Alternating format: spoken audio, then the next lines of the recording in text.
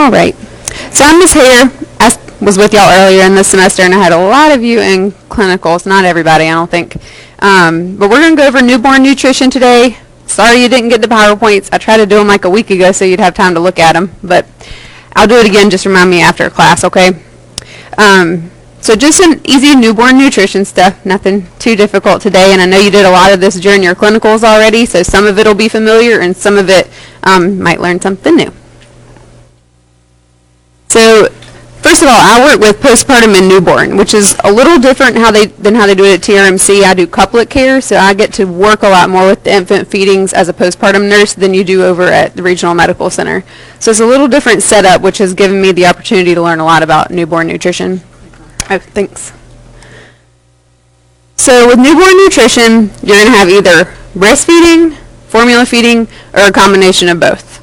So breast milk is really what you want to give the baby until 6 months. So just breast milk or formula until 6 months. You don't really want any foods before then, and no water or any other drinks, just formula or breast milk. Your pediatrician may tell you a little something different, but if it's an answer on a test or an NCLEX or anything like that, the recommendation is 6 months. So at 6 months, you can start doing complementary foods. That would be like your rice cereal, oatmeal, and then some like the canned baby foods. Or you can make your own and just steam and puree baby foods. So no cow's milk until 1 year. And does anybody know what kind of cow's milk you give them at 1 year? And why is that? Yes, the fat helps with the myelination of the nerves. So it's not like if you give them skim milk, they're going to like have a reaction to it. But the fat in the whole milk is really what you need for the babies at that point. And really, like I learned recently, because my baby just turned 1, so the doctor said, you know, I still have breast milk stored up, but they don't actually want them to have just breast milk at this point. They want them to start whole milk. So we do half breast milk, half whole milk in a bottle. Or not a bottle. Can't use bottles anymore. I have to use cups. So learning all kinds of new things at 1 year. But breastfeeding is the gold standard. So breastfeeding is great. There's a lot of benefits for mom and a lot of benefits for baby. But if you're ever working with a new mom, don't ever make them feel like they're failing because they're not breastfeeding. We have a lot of moms who get their feelings hurt and they get real stressed out because they feel like people are looking down on them if they decide to formula feed. There's nothing wrong with formula. You can certainly use formula. It's up to the mom. But if you were to look at the research, it's going to say breastfeeding is gold standard, okay? Did anybody in here breastfeed? Who has kids? Okay, a lot of you. Good. So this is just an example of the newborn caloric and fluid needs, which are different than us, but it's 45 to 52.5 kilocalories per pound per day. So for an 8-pound baby, it's like 364 to 420 calories a day. Now every baby is not going to get the exact same amount every day or between every baby because it depends on if they're formula feeding, how much of the bottle they take, or if they're breastfeeding, how many minutes they fed. There's a lot of factors in there, but this is a good average of about how much they need in a day. Also, if you're going to give formula, regular old infant formula is about 20 calories per ounce, whereas if you're in the NICU and have a NICU baby, theirs is 24 calories per ounce. So it can vary a little bit based on the infant's needs. And then the fluid, which that's all they're taking anyways, that's about how much fluid they would need in a day. And also keep in mind how fast a baby grows. So this changes, you know, the amount they get changes quickly. So in the hospital, they may be taking an ounce, and then by day 4, they're taking 2 or 3 ounces. It just depends on the baby. So infant weight loss. Is it normal to lose weight as a baby? And why is that?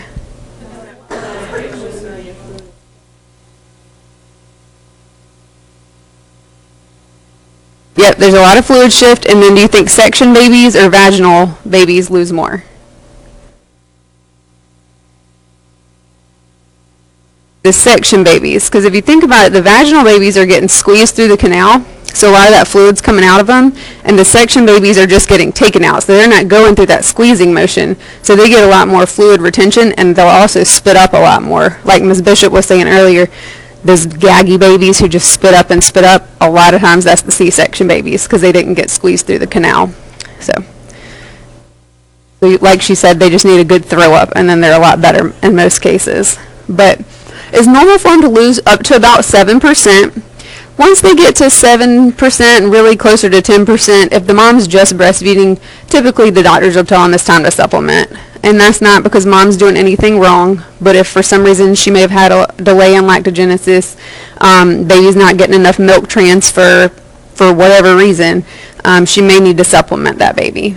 So they'll recheck the weight. So if you have a baby that's lost, say, 9% on day of discharge, rather than waiting a week before follow-up, the doctor will probably say, let me see you in a day or two, and we'll just follow up with the baby. Because with that significant amount of weight loss, you also have to worry about, the results of dehydration or high bilirubin levels. So they'll be checking on both of those things. So weight gain rates. Do you think you gain more with breast or bottle?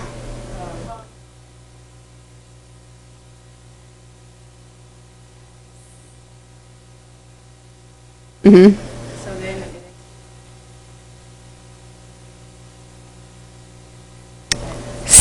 So it depends. Like at the beginning, the breast babies will have equal or higher weight gain for the first few months, and then after that, the formula babies are going to pack on the pounds. So a good indicator of growth, you don't necessarily look at just the baby's weight. You're going to look at the picture, the whole picture. So their head circumference, their weight, and their length. And instead of just looking at one instance, you want to track that over time. So they're going to look at them at birth and then at their next visit. And at each visit, they plot it on the growth chart and make sure that it's about the same on the growth chart. So it's easy to want to compare your baby to other babies, but that's not always the best indicator of your baby growing and a good pattern.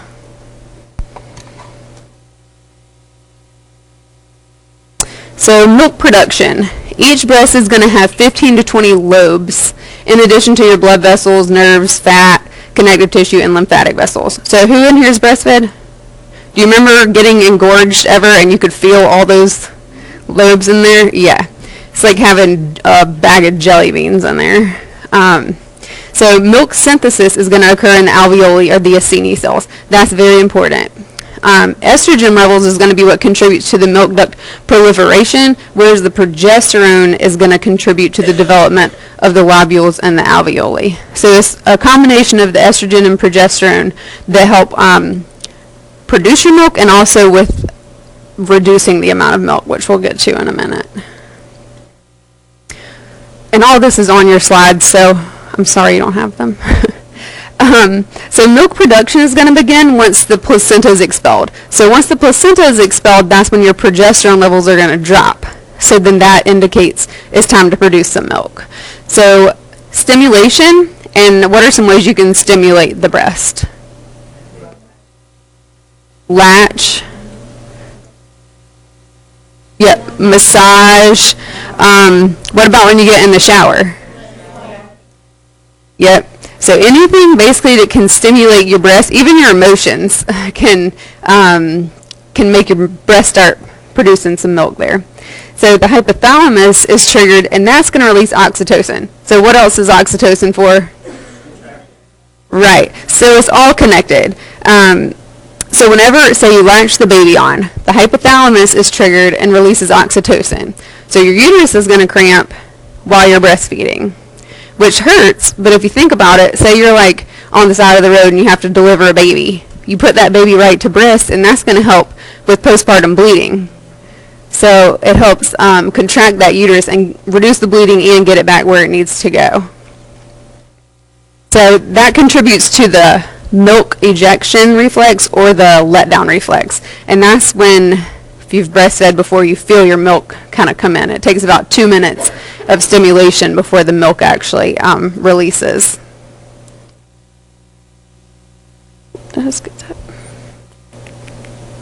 Oh, also, so the milk ejection reflex, anybody heard of your breast leaking during breastfeeding? Yeah, so if you see or hear another baby crying, and I'll tell you, from breastfeeding, and I'll also work with babies, you hear all these babies crying all the time. Yeah, so you might have to wear breast pads. if you anticipate you might have leaking breasts. Some people even leak while they're pregnant. I think that's typically during subsequent pregnancies for those who breastfed before, but they may have to wear breast pads even during pregnancy. Not as common. Really? So there's different things that can trigger people, and some people leak real bad and some don't at all. So, yeah, it can be really embarrassing. So, this picture just kind of gives you a visual of the lactogenesis process. So you've got the anterior pituitary that leads to prolactin, that leads to the stimulation of the Acini cells. And what happens with the Acini cells? What do? Exactly. And then the hypothalamus, which triggers oxytocin release, which triggers the milk ejection reflex. So, like I mentioned earlier, there's some different things that can delay lactogenesis. So this may be a reason for a mom having to supplement her baby. What were you saying?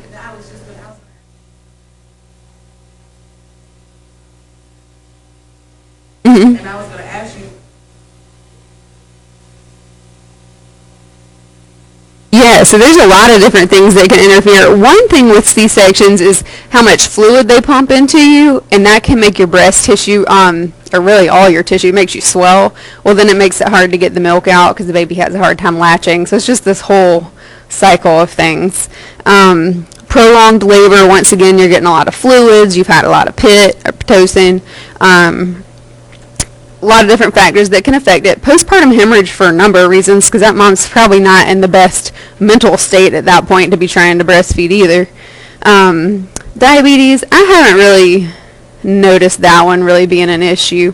Primiparity, which what does that mean? First baby.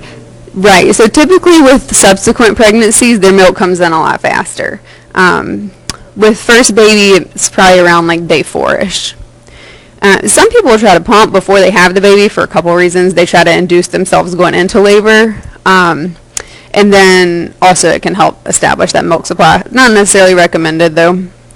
Thyroid disorders, obesity, I haven't really noticed that one being a problem, but it could be. PCOS can affect your fertility as well as your ability to breastfeed. And then B6 deficiency, which shouldn't be an issue if you're taking your prenatal vitamins like you should. Stress, which affects everything, insufficient breast tissue, and breast surgery. So do you think a reduction or an augmentation affects it more? Typically the reduction. So an augmentation, you just never know. You can always try it, but you have to tell that mom there's a chance that it's not going to work. It just depends on how the surgery was done as to whether or not you'll still be able to breastfeed. Reductions, however, tend to take out more of that the parts you need to create the milk and everything. So it alters that process somehow. I don't know what they do in there, but some people can still breastfeed with the reduction, but their chances are less than those who had the augmentation. So medications, so what if you take Benadryl? Why would you take Benadryl after you just had a baby? Yeah, especially for section moms. A lot of times they're itching. So they take Benadryl, which is not contraindicated. You can take Benadryl, but what does Benadryl do? It dries up everything. It dries up your milk too. So things like that are people who take like Zyrtec for allergies every day. Different meds can affect your milk but aren't necessarily contraindicated. So it's just important. There are some that are contraindicated, but some of them can delay your milk actually coming in. So breastfeeding is all about supply and demand. The more you feed, the more you produce. The less you feed, the less you produce. So if you haven't stimulated those breasts in about, say, 4 days after you've had the baby, you're probably not going to be able to breastfeed, or not very successfully. Milk supply is going to be under autocrine control, and then there's this feedback inhibitor of lactation. So that's all has to do with supply and demand. If you don't breastfeed and you don't stimulate your breast, there's going to be more of this FIL, meaning less milk produced. And there's a picture that'll help explain that better. But basically a supply and demand. Just remember that, and if you're ever teaching moms, just that's how you teach it because that makes the most sense. So you want to regularly empty your breast because that's going to help you not be engorged. When you're engorged, that can lead to plugged ducts and mastitis. Does anyone have mastitis? Yeah. So it's like flu-like symptoms, and it hits you real quick. So if you're ever educating moms and you say, when you go home, if you start having flu-like symptoms, obviously if it's flu season, it could be the flu. But otherwise, if you're having like pain in one breast and redness in one breast, it could certainly be mastitis, and you need to get antibiotics for that. Is mastitis a contraindication for breastfeeding? No. Is a plugged duct a contraindication? No. You need to start on that side because you want to release the milk from that plugged duct. And I will tell you, mastitis hurts. It can be brought on by stress, compression. So say you're carrying like a really heavy bag. So I had this, I guess it was like 4 weeks after my son was born. And for those of you that don't know, he was in the ICU for 2 months. So that was stressful. And I was in school. So I was carrying my heavy books out the hospital and into the hospital and all around. So when I called to tell them I thought I had mastitis, they're like, "Well, are you carrying heavy stuff?" "Yeah." "Are you stressed?" "Just a little." So yeah. So no fun, but antibiotics cleared up real quick. So feedback inhibitor of lactation, this is that picture I was telling you, so you can just refer back to that to understand that a little better. That also helps you understand how to wean off of breastfeeding if you don't want to breastfeed anymore.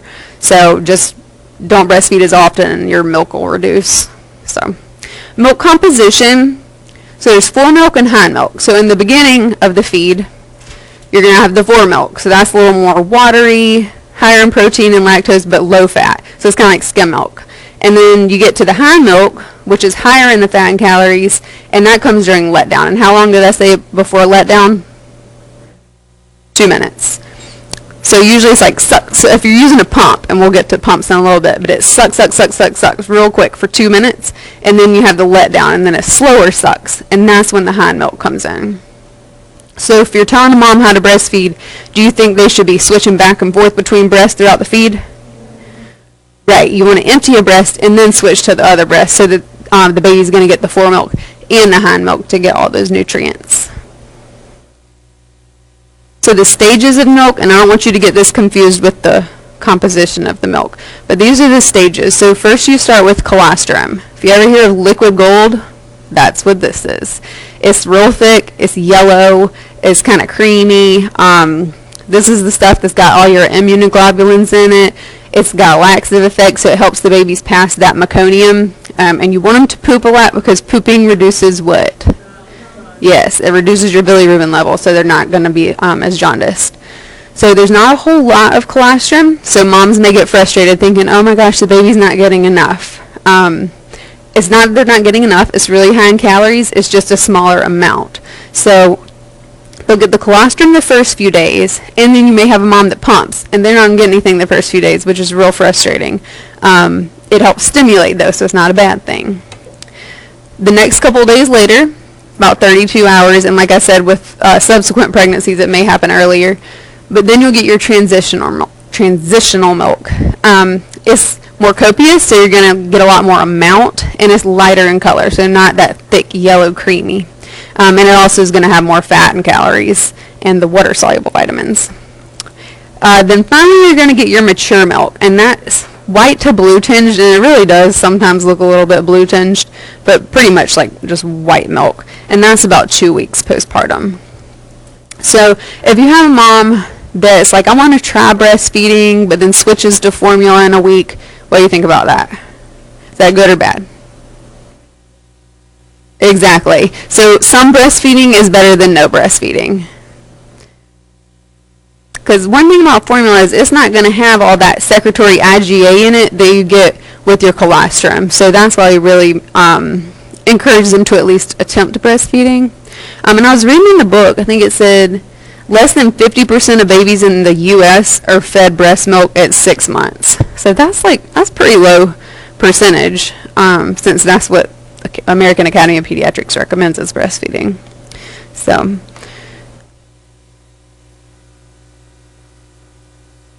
some of the advantages, and I've touched on some of this, but for the babies, it's going to reduce all these things: diabetes, cancers, obesity, respiratory infections, ear infections. To me, that's the one that always sticks out, because my best friend did not breastfeed either of her babies, and her kids have both had tubes. They've both had ear infections. They're like forever.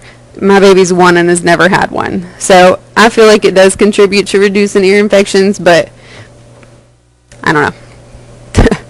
Not saying that if you give bottles, your baby's going to have ear infections, but I do notice that it has helped mine. And then there's also benefits for mom. So we talked about the oxytocin release, which is going to contract that uterus and help prevent postpartum hemorrhage. Also helps with blood pressure, ovarian cancer, obesity, because it burns 500 calories a day, which is awesome.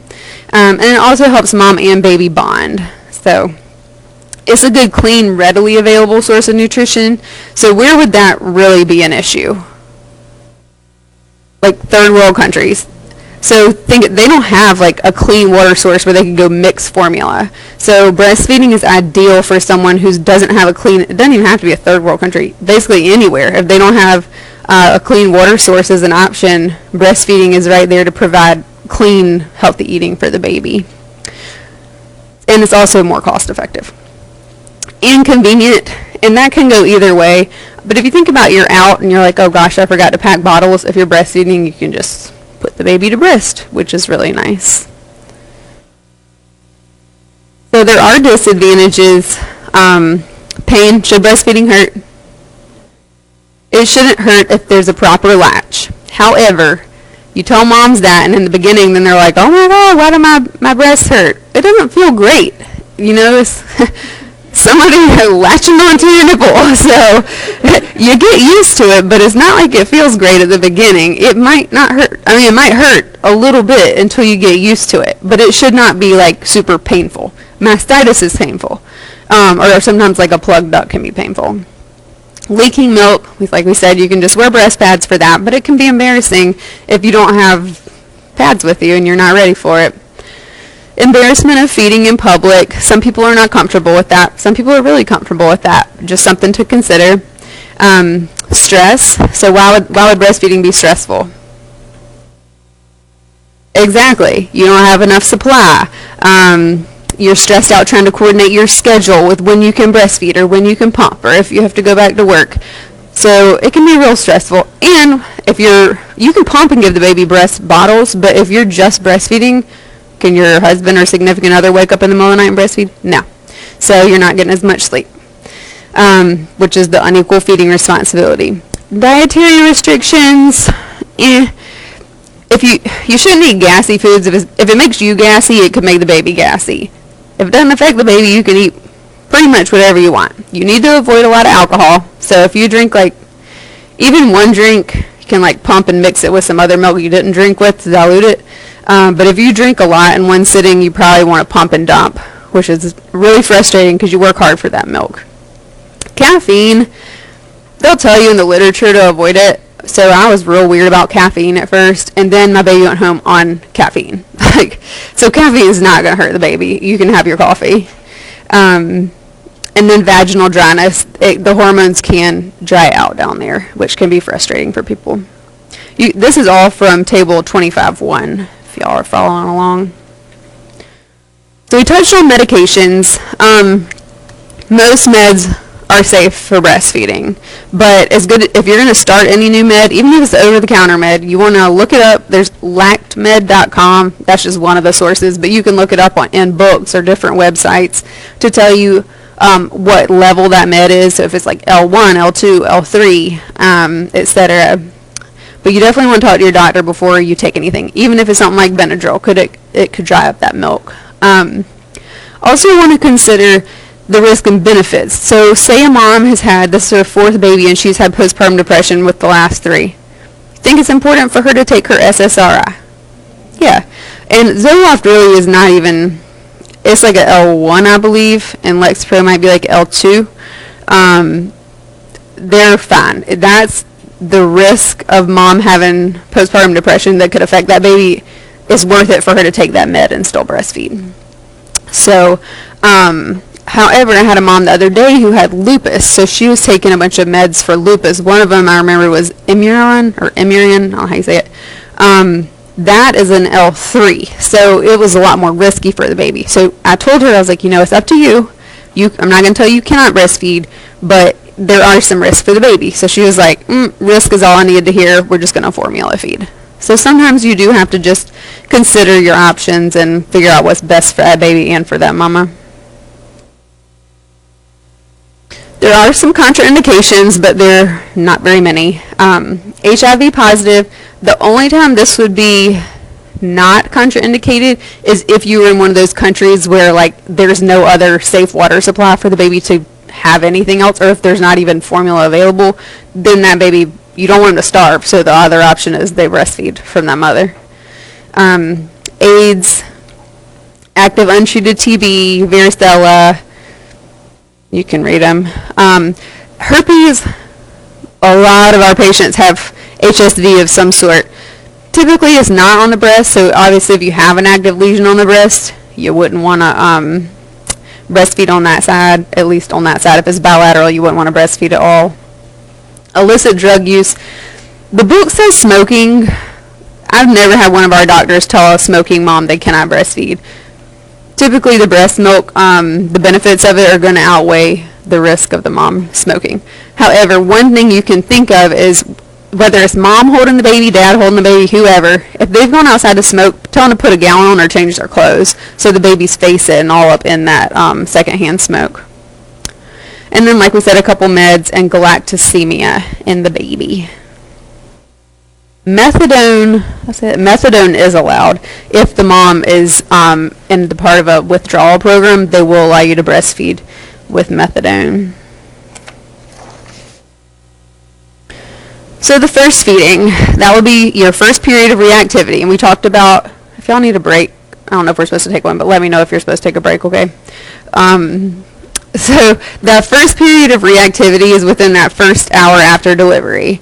You want to have skin to skin, and you want to encourage mom to breastfeed at that time. What are some reasons you would want to breastfeed right after delivery? Contracting the uterus, bonding.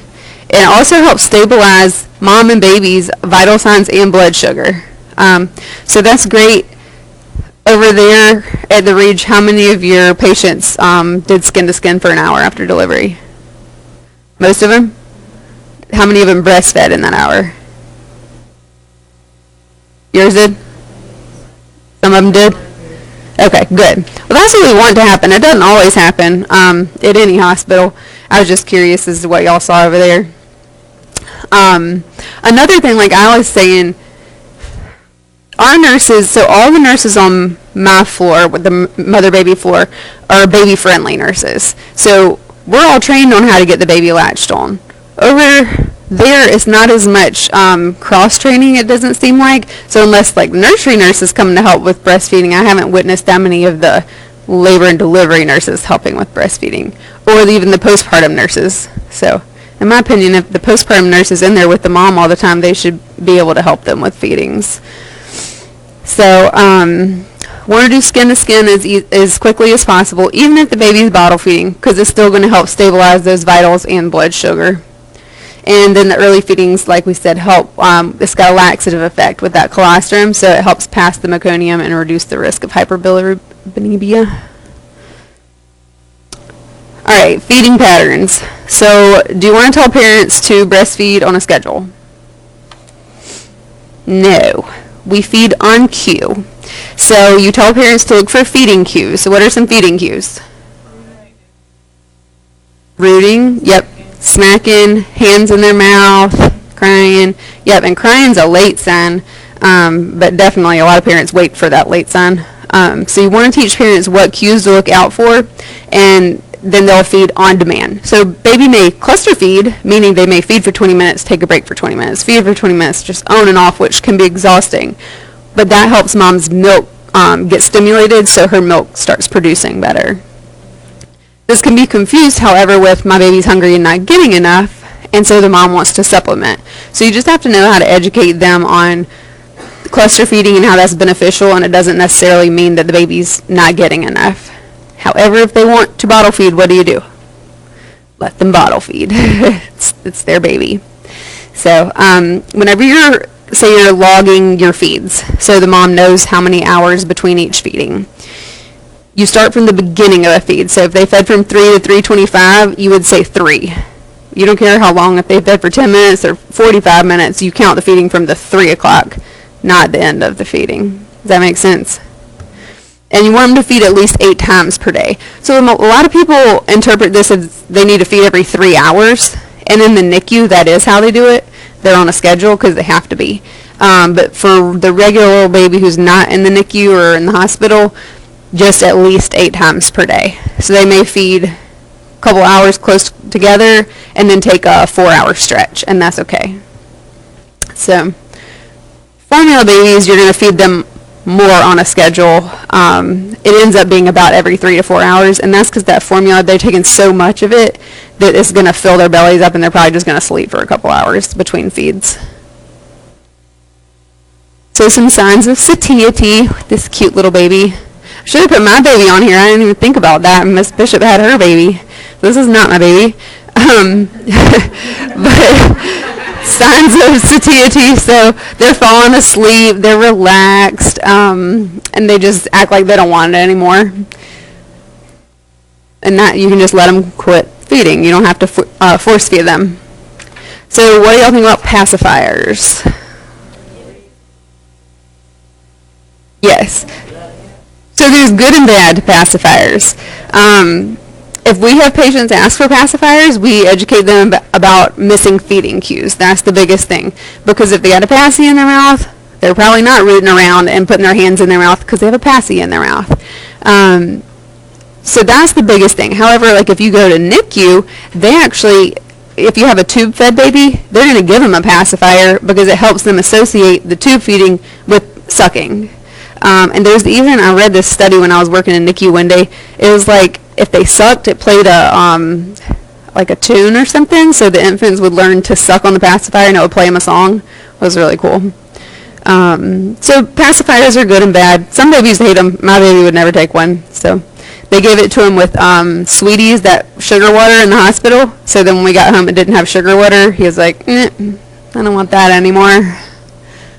So it's good to tell parents if they're going to breastfeed, wait till about 3 weeks just so they don't confuse the pacifier with breastfeeding. But once again, up to the parents. And it does reduce the risk of SIDS. All right, can babies have honey? No. Or corn syrup? No. Because of botulism. My mom missed this memo and gave me Karo syrup on my pacifier all the time when I was a baby. So, yep. Breastfeeding legislation. So you can breastfeed in any state. There's no state that says you cannot breastfeed in public. Some people may not want to breastfeed in public, but it's not a rule that they cannot breastfeed in public. And this is all on, let's see, page 549. It's got all the legislation in there. But there's the Breastfeeding Promotion Act of 2009 with basically some provisions that protect breastfeeding in the workplace. So did anybody in here breastfeed while they were at work or pump? Did they provide you with a room to pump in? Well, it was something. Yeah. So I guess I took for granted what I have available at work because I work on a mother-baby unit. So on my unit, we have a room set up with 2 stations with hospital-grade pumps in them, everything, all the cleaning supplies and everything. So it's set up to promote pumping and breastfeeding, which is awesome. But a lot of places do not have that available and certainly don't provide you with a breast pump that's not from home. So some of the other things in this legislation, so you can't be fired or discriminated against if you breastfeed. There's tax incentives for businesses if they do have items and locations that promote breastfeeding and pumping. There's standards in place to ensure the safety of breast pumps, and then tax deductions for breastfeeding equipment. So I don't know if y'all have noticed if you've had to get a pump, did your insurance help with it? Yeah. And WIC helps with it if you participate in WIC. So also companies that have at least 50 or more employees, they have to give you break time and a place to pump. So it's good that things are going in that direction. I've noticed over the last few years it seems like places are getting better about promoting pumping and breastfeeding, so that's a good thing. All right, breastfeeding positions. What time do y'all get out? 3:30. Okay, so I've still got a little bit. All right, so breastfeeding positions, and this is on page 549. Somebody want to come up here and demonstrate for me? Courtney? I want you to come demonstrate for me. I have a stuffed animal because I have a boy and we don't have dolls. So you get an elephant. Come help me. No, I said it did say Courtney. I'm going to show you.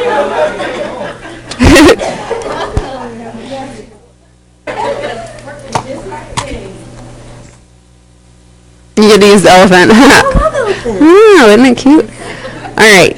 So first we're going to demonstrate the football hold. Can you all see her? Like this. Yeah. No. All right. So with football hold, you're going to put them, you always want to do nose to nipple and belly to breast. Okay. Okay.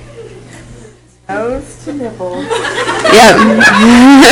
Yep. So this position is good, especially for C-section moms, because it's not putting the pressure on their incision, and it's good for the nurse who's trying to help the mom breastfeed, because it's a lot easier to get to the baby and help the mom position on the side. So that's football. It is under my pit. What? No. Nose to nipple. It's supposed to be like this. It looks different when you're sitting. It's a little harder when you're standing up. So yeah.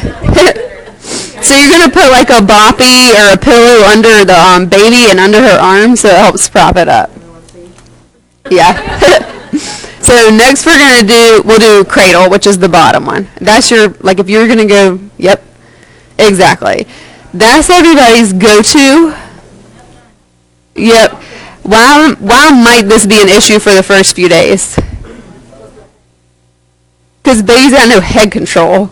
So if you're just putting them in the corner right there, they have a hard time getting their head situated to breastfeed. So this is great for the baby who's a little bit older and has better head control. Not always the best in the hospital setting. So usually if they want to do that, but they're in the hospital, we do cross cradle. So put them, exactly, yep. So, nope. All right, so I'm not going to make you grab, but you would use this one to hold your breast, and then,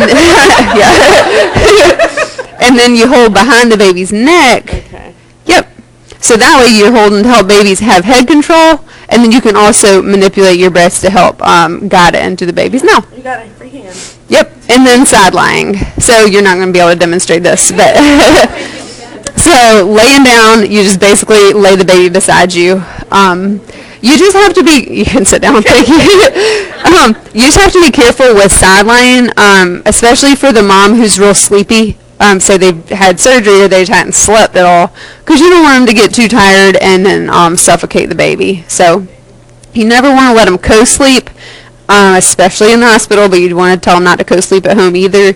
But side lying can be good if they're having a hard time moving a lot, especially after surgery.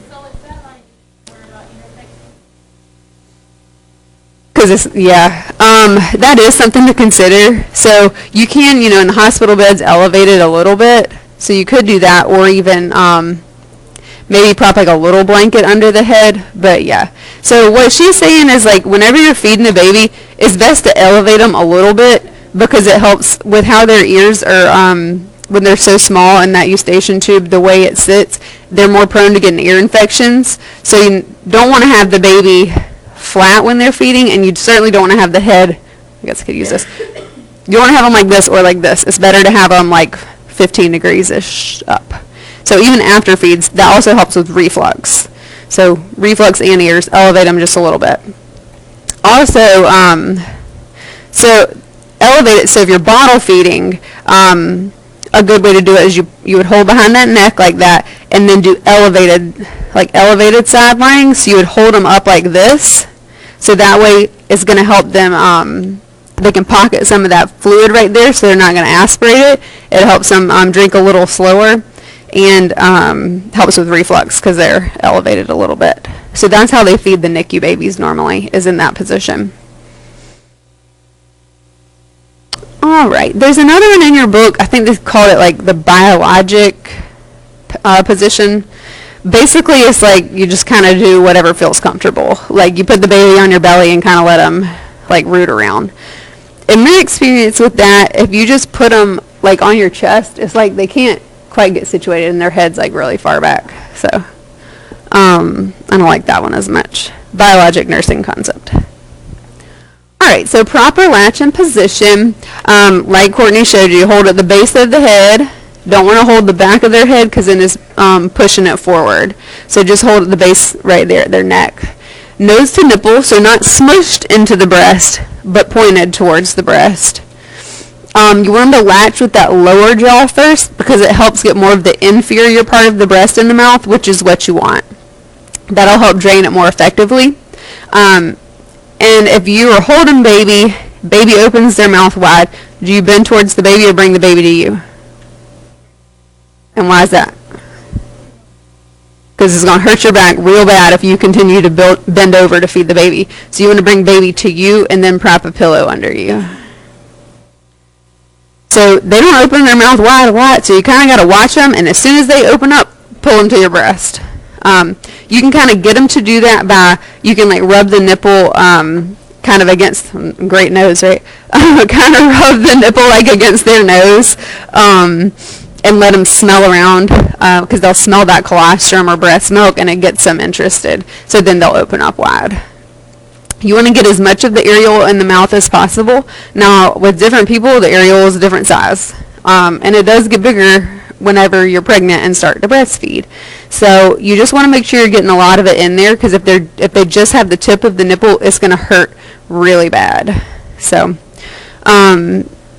what can a mom do if they have tender nipples or they're starting to crack? Lanolin. Exactly. So I always tell my moms to hand express breast milk at the end of the feeding and let it air dry on their nipples. And the ingredients in the colostrum or the breast milk, that helps prevent cracking and soreness in the nipples. Also, I like to tell them to use coconut oil because it's a natural ingredient and it lubricates the nipple and it helps with that soreness.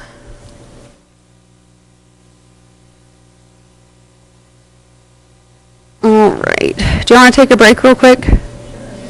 All right, like 5 minutes or so. Cool. Okay.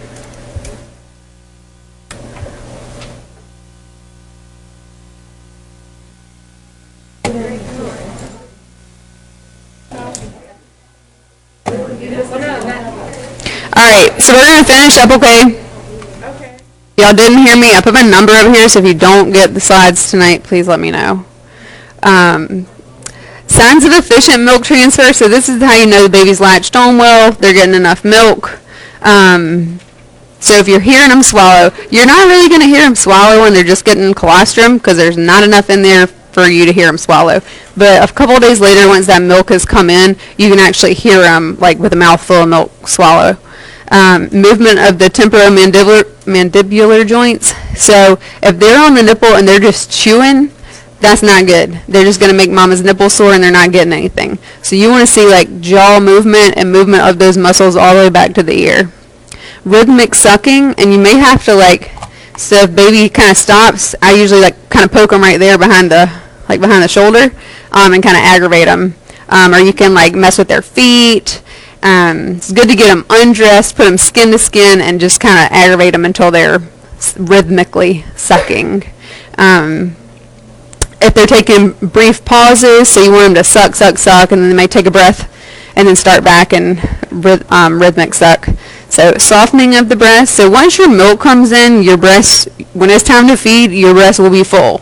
And at the end of that feeding, you'll be able to tell a big difference as to whether they've emptied that breast in a soft tissue again or not. Characteristic stool output. Oh, did we skip that one? No, never mind. That's next. So your characteristic stool output at first is going to be your meconium, which all babies are going to have that meconium, and then it'll transition, and it's on page 554 if you want to look at the pictures. But breast milk poo is different than formula poo. And then you're also going to want to make sure they're getting the adequate number of wet and dirty diapers. So we start out with a small amount of poop, which really doesn't even look yellow like that. It is like tar, and it's sticky and black. So that's day one. That's your meconium. Some babies will just have one big poop if they've had meconium. So you know in L&D clinical you look to see if the fluid was meconium stained when they break the water. So if they've had a lot of meconium come out already, they may not really have that meconium the first day that they're out of the womb. They may already kind of start to transition. So day one, you want to make sure they have at least one poop in the first 24 hours. And then it increases with each day. Not all baby is going to have 3 poops on day 3. They're going to vary a little bit. But you want to make sure they're pooping every day they're in the hospital and they're peeing every day they're in the hospital. If they're not pooing and peeing like they're supposed to, the doctor's probably going to tell you to supplement if you're just breastfeeding. And if they're supplementing, they're going to tell you to increase how much you're feeding the baby. So, because once again, if they're not pooping, you have to worry about jaundice levels. So you can see how it transitions, gets darker and then lighter. And breastfed babies, it looks kind of like seedy and it smells almost kind of sweet. It's pretty gross smelling. Not that any of it smells good, but there's just like a weird, like sweet smell to poop from breast milk. So hand expression. This is really important to teach moms, and for me, I guess because I've done it so long, it seems like it should just be like second nature to know how to hand express. It is not. A lot of moms have no idea what they're doing. So this is, you can do this to relieve engorgement. So say you're out somewhere without the baby, without your pump, and you're engorged and you're like, I've got to get some of this milk out. You can use this to hand express or hand pump, basically. And you make like a C with your breast and start all the way at the back and like roll it forward. So a lot of people just want to grab right at the nipple, and that's not effective. You want to grab all the way back and pull it forward. And it gives you a good description. I think they called it the Marmot method in your book on page 555. Gives you a good description of how to effectively do hand expression. This is also good, like I was saying, to help get the baby interested in feeding. So if you hand express, get a little bit on the end of the nipple and let them, you can either like put it on their lips if they won't wake up. Our lactation consultants love to just hand express all over the baby's face, and then it's the weirdest thing, I know, because they assume they're going to lick their mouth and get the colostrum later on. It's a constant battle between the nurses and lactation. Because you can't send a mom home just hand expressing, because once your milk comes in, then you're like, I can't hand express ounces of milk every feeding. So anyhow, you'll learn if you end up working with breastfeeding moms the ins and outs of what to do and when to use hand expression versus a pump. Hand expression can actually be more effective than a pump, especially in the first few days when you just that colostrum. For whatever reason, I guess it's just a more natural thing, and it tends to work a lot more effectively. So you want to place those hands like 1 to 1.5 inches back from the nipple whenever you're trying to do it. And the rhythm they recommend is like 40 to 60 times per minute, and that kind of mimics what your electric breast pump would do. So it's a pretty fast rate, seems like. So did anybody pump? You pumped. Who else pumped? Yeah. So there's all different kinds of pumps. These are just a couple of them. So that's your double electric, your hospital grade electric, and then your manual pump. So most people probably had double electric. Is that what y'all had? Yeah. And that's what, so I think what WIC does now is they'll start you with a manual, and if you stick with it, then they'll give you the double electric. It is, okay, which is great. The reason they don't just start you with a double electric is because they're a couple $100s, so you don't want to just be giving out breast pumps and people will decide a week later they're not going to actually pump. The hospital grade electrics work really well. They're the most efficient at actually emptying the breast. However, they're like over $2,000 to buy. So most people, if you're going to use that, you just use it while you're in the hospital, especially NICU moms, or you can rent it. So say you get discharged from the hospital, it's like $60 a month, I think, to rent.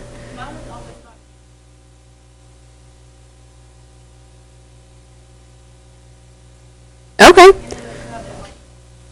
So one good thing about hospital pumps, and I know, so at NICU at Richland, it used to be like they would send the NICU moms home with the hospital grade pump, but you couldn't take your baby home until you brought that pump back. So those things are expensive. So an incentive to keep up with your pump. Or like this is the middle one, that's what they have set up at my work. So the benefit of this, other than it works more effectively, is you can have multiple users with the hospital grade pump. So you just see the tubing, you just switch all of that out. So they give each person their own tubing and bottles and all that stuff. And you just take that with you, and they leave the actual pump part there. The double electric, so this is like the Medela pumping style, I think is what that on the left is. That's what you would buy from Target or Amazon or whatever. And you don't really want to share that with anybody. So a lot of people think, oh, I'll just buy new tubing and I'll use my sister's. Well, that's not really recommended. If you absolutely can't afford to get another one and you really need one, then maybe, or if it's somebody you know like does not have anything that could potentially harm your baby, like any diseases or anything. But, oh, oops. I would not recommend sharing. The problem is the one in the middle, the hospital one, does not backflow. So that milk is not going to ever get like backed up in that tubing and go back in the system. The double electric, it can backflow easily. If you're not paying attention and you overflow that bottle, so say it's getting up to here and then you start talking to somebody and not paying attention and it reaches the top and it backflows through that tubing, it's really aggravating to clean, and it can get back up in the system and you can't clean that system. So just be aware of that. A lot of people will try to sell used breast pumps. I see that like on Facebook Marketplace and stuff. Don't do that. And then your manual pumps, you don't want to share that with anybody either. But those you have to actually like you're pumping gas. Like you have to actually clamp down on it. So that gets old real fast. And pumping takes like 20 minutes per side, unless you have the double, and then it's like 20 minutes total. But you don't want to be doing that for 40 minutes. That gets real tiring for your hands, and nobody has time for that with a newborn. So storage guidelines, if you're lucky enough to have enough to store, some people do, some people don't, it just depends. These are just the guidelines. I don't want you to memorize these, but if you're interested in breastfeeding or you're helping somebody out with it, just make sure they understand how long you can freeze milk. So once they pump, we usually tell moms like 4 to 6 hours sitting out. This one says 4. 6 at the very most, and that's like at a good temperature. You definitely don't want to like leave it sitting in a hot car in the summer for 6 hours. That's gross. And then once you freeze it, if you put it in like the side-by-side freezer, your normal freezer that's on your refrigerator, like 6 months, or if you put it in a deep chest freezer, about a year. So supplementing with formula, so could cause nipple confusion, and by that I mean, think about the baby, if they're suckling at the breast and they were working so hard and they're just getting a little bit of colostrum, then you give them a bottle and they can just barely compress the nipple and it's like shooting in their mouth. They're going to get lazy and not necessarily want the breast again. So it doesn't happen with every baby, but it can certainly happen, especially in the early days where they don't learn that you have to work for that breast milk if you're just giving them the bottle. I always use slow flow nipples if I have someone who's supplementing and breastfeeding, so that it's not coming out faster. It's more at the rate of breastfeeding. So in my experience, my baby was a horrible breastfeeder. He would not latch on until he was 10 weeks old. So he had bottles, or he had all kinds of stuff. He had tube feeds, all kinds of things, but bottles mostly, until he was 10 weeks old, and then decided, I think I'm going to latch on today. So nipple confusion did not affect him. But supplementing could result in a delay in milk production, so because simply you're not stimulating the breast if you're just giving them a bottle. So moms will be like, I'm going to do both, and they'll like breastfeed for 5 minutes, and then 24 hours later they think they're still breast and bottle, and they haven't breastfed since the day before. I'm like, that's not how it works, because you're not going to get any milk. It could sensitize the baby for a milk protein allergy. It could. Typically, if you breast and bottle feed, it's not a problem. You want to just make sure the baby is fed. So when you're formula feeding, I sound like I'm being negative, and I'm not trying to be. A lot of the new literature is so breastfeeding that I feel like it shames people into thinking formula is bad. Breastfeeding is not for everybody. So I just don't want y'all thinking you have to breastfeed and formula is a bad thing, okay? I was a formula fed baby and I grew up all right. So Just want to educate your parents if they are going to formula feed, especially about how to clean your bottles and clean your equipment between every time, and how to prepare formula. So like in the hospital, we give them the bottles that are already mixed, so all you do is stick the nipple on it. You can't really mess it up. And you throw it out after an hour. So when they get home though, say they're using WIC, and I use that because a lot of my patients are on WIC. They get home and they get powdered formula. Well, powdered formula you have to reconstitute, whereas the premixed bottles you don't have to. But the premixed are way more expensive, so most people don't actually get the premix once they go home. You just have to pay attention to how you're reconstituting that formula, because if you do it too diluted, it's like giving them water. And can you give babies water? No. Or if you do it too much, it can dehydrate them because it's way too concentrated. So, which is bad for their kidneys. Storage guidelines, like I said, once they take a sip out of that bottle, whether it's breast or formula, once you put that nipple on and they take a sip, is good for 1 hour from the beginning of that feeding. So just gotta educate on that. And then education about necessary equipment. So how they're going to warm their bottles, how they're going to clean their bottles, and what kind of water source they're going to use. I think I started around like 6 months, but I made sure I asked the pediatrician first. I want to say it was like 6 months and just a little bit then. And then we didn't really start juice or any. So I had to start apple juice because he was constipated. And that was why I'd started a little bit early, like 6 months. But otherwise, I'm pretty sure the recommendation now is actually that you don't give juice until a year. It's just formula or breast milk and water. So I would say most people don't abide by that yet. They probably still get juice. You can dilute the juice, which makes it better for them. So with formulas, like I talked about, there's the powdered, the cheapest kind. It's not sterile. Your concentrated, which is like, it's a liquid, but you have to dilute it some more. You got to make sure you use a safe water supply. And then your premixed, which is the most expensive, but obviously the most convenient. So this is good, especially if you don't have a safe water source. If you can't afford a safe water source, you probably can't afford premixed formula either. Or for the immunocompromised babies. So your NICU babies or the babies in the hospital, it's easier and just better for us to give them the premixed. So some formula feeding tips. What's the best way to warm your bottles?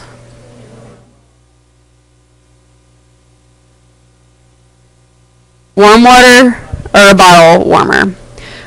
Do you have to warm bottles? No. Is your baby going to get spoiled if you warm them? Yes. Yes. Exactly. So my mother and my mother-in-law, we have this war every time because they insisted on warming Ashton's bottles. And my mom and I took him to an appointment in Charleston, and we had to obviously take it in a cooler because we were going to Charleston. So it was cold, and he freaked out. And I was like, see? I told you. This is what happens when you spoil them for warm bottles, and then you get somewhere and you don't have a warm bottle, and then they scream. So yeah, you don't have to warm it. However, if you do want to warm it, I found one of the easiest ways. Everybody's got like Yeti cups or those like thick insulated stainless steel cups. So they keep the water really hot. So they warm your bottles really quickly. So if you don't want to pay for a bottle warmer, those work really well. One thing you want to keep in mind though is like, say this is your pot. You don't want, or your cup of water, you don't want the bottle top to go into the water. You want to make sure it's out so that water is not getting in and diluting your milk. It can break it down some. You don't want to warm it too much, but like just to get it to room temperature. Some babies won't take it ice cold. They get spoiled, so it definitely could break it down some though. So definitely something to consider. Whenever you're formula feeding, so it says to run the tap water for a minute first, and that's just to make sure you're cleaning out all that stuff that's in your pipes, so you're getting the fresher, cleaner water. You don't want to let the baby prop their bottles, and like we were saying earlier, you want to prop them up and not let them lay supine whenever they're feeding. So if baby's full, don't make them take the entire bottle. There's no need to force feed them. And want to make sure you burp them frequently, because otherwise they'll spit up more afterwards if you don't let them burp. So, has anybody heard of Baby Friendly? Yes. It's baby friendly. Lexington baby friendly yet? Y'all are working on it? No, you're not anymore? Gotcha. Weren't. It's a lot of paperwork. Regional Medical Center had been working on it, and then they decided not to. So there's good and bad. Wish Miss Bishop was in here because she and I have a lot of conversation about this. My hospital just became designated as baby friendly. So we've been working on this since I started there a couple years ago. Basically, it is like all about breastfeeding. And they say it's not all about breastfeeding, but it is all about breastfeeding.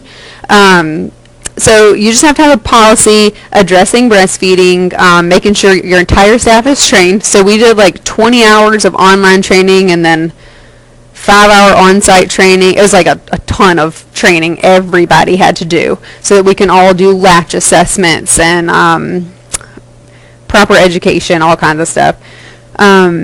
Also have to inform all of moms. So we have a document on every single baby. Did you tell them about the risk of formula, which I refuse to do because that is shaming moms into breastfeeding. But we're supposed to tell them the risk of using formula, the benefits of breastfeeding, basically all kinds of good stuff about breastfeeding, and then risk of formula feeding, and risk of pacifiers. So you're supposed to help moms breastfeed within an hour, which I'd say they at least make an effort at doing most times, at least doing skin to skin. So have to educate moms on how to breastfeed, and we have to help them every shift. We have to do at least 1 to 2 breastfeeding assessments. So babies aren't allowed to have anything other than breast milk unless medically indicated. This doesn't work. Like, supposedly you're not supposed to like have any formula unless there's an order from the doctor. You can't tell moms, no, you can't have formula because I'm going to make you breastfeed. That's not going to fly. So that part, it's just not going to work anywhere. Rooming in, we do this. So over here, you know, the baby stayed in the nursery, so you had nursery clinical, and then the moms were postpartum, so you had postpartum clinical. So where I work, the babies stay with the mamas, as long as they're like over their 36 weeks and they're stable, basically, or pretty stable. So we have them in the room, which can be good and bad. What's one reason it could be bad? You don't get any rest, but more of like safety concern. Why could it be bad?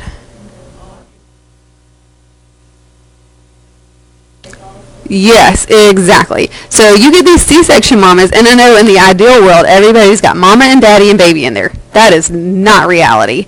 A lot of times you got mama and no support system, and just mama and baby. So say you have a C-section mama who comes back all drugged up on her C-section meds, can't even keep her head up, and then you expect her to keep a baby in the room with her. She can't even get out of the bed to get the baby out the bassinet. So that's a big issue that we've had a lot of controversy over that, just because of the safety. I mean, mom can't get the baby if it starts choking, and if we've got 8 patients, you can't always be in there with them. So that's one negative of it. We encourage breastfeeding on demand, so looking for those feeding cues versus feeding on a schedule, not giving a pacifier unless they request it. So if mom and dad request a pacifier, we can give it to them. We just got to educate them and document. And then fostering support groups. So we basically just give them some resources that people they can reach out to once they're discharged. So some feeding tips.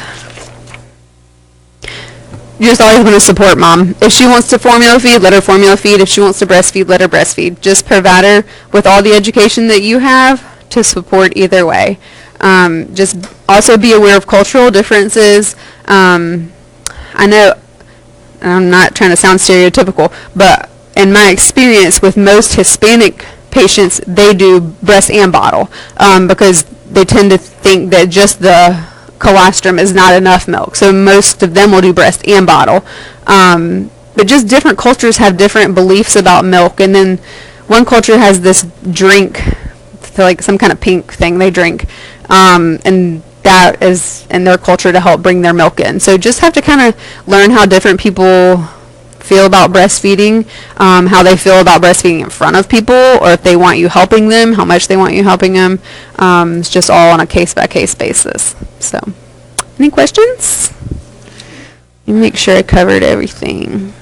One thing that formula has over breast milk is it's fortified with iron. So for breastfeeding mamas, if they're not getting a sufficient iron amount, they may have to take an iron supplement or give the baby an iron supplement. You may have to. You don't necessarily.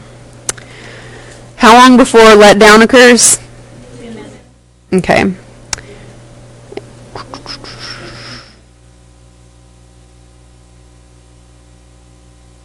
Make sure I get anything. All right, and one other thing you can't give a baby before 6 months is fluoride. I saw that in our book. So whenever you're choosing a water to make baby formula with, you have to make sure you go one that doesn't have fluoride in it, because that can be bad for babies before 6 months. So, yeah. So for those of you who gave your babies water at like 6 months, what kind of water did you give them?